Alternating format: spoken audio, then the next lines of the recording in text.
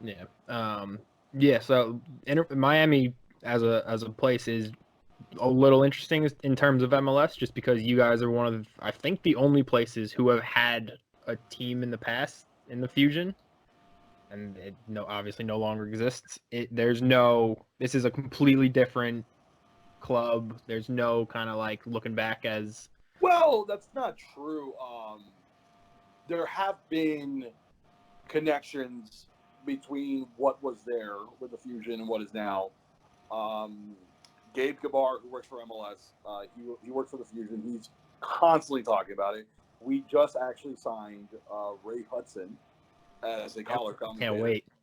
Uh, there are guys who were players for the Fusion, who were part of the Fusion staff.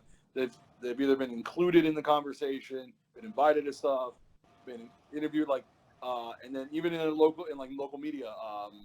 One particular person, Michelle Kaufman, she Mhm. was a beat writer for the Fusion, and she is a beat writer for Inter Miami. Okay. Cool. Um, and yeah, other than that, like obviously the site of where our stadium is right now is the same site where the Fusion played. So Right. there's that connection. But in the end, like the thing that people gotta like can't do is that you can't associate Inter Miami with what happened to the Fusion. It's a very Mhm. different time. The league Right. was in a very different place. Miami was in a very or South Florida in general was very different in its makeup and what was going on. You can't connect the two. It's not like the San Jose earthquakes, which were there, then moved to Houston, and then Then back. like not a few years later, got a new team, right? Mhm. It's not like what you can say it like they call LAFC Chivas 2.0 because Chivas USA was there not that long ago. Like it Yeah. wasn't that long ago. No, like for the Fusion, it was a long time ago. Like I'll give you a prime example. I'm 28 years old. The Fusion were around when I was 10. Just to give you context, like it's it's apples and oranges. It's not the same thing. It's not like saying like what happened like San Jose. San Jose came back and no one watched them. Then it's like okay, maybe you guys shouldn't have a team.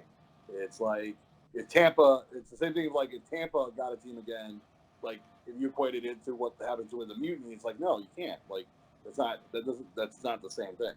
Yeah. So yeah, the team has done a pretty good job of like connecting to the past, but firmly looking at the future.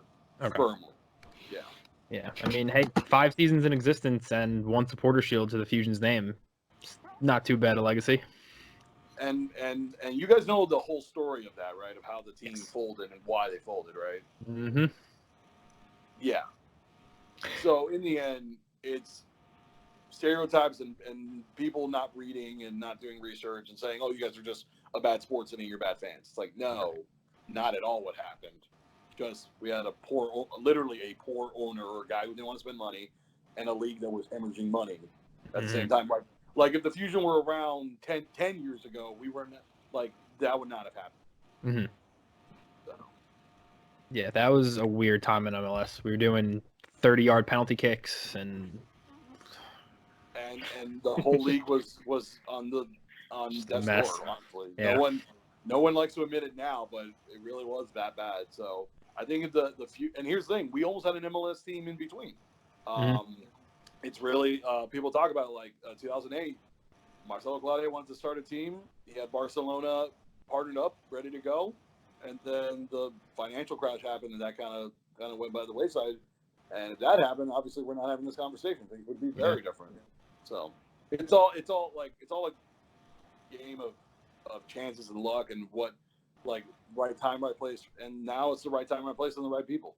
And I'm Yeah. very excited for the future. Yeah. Can't wait.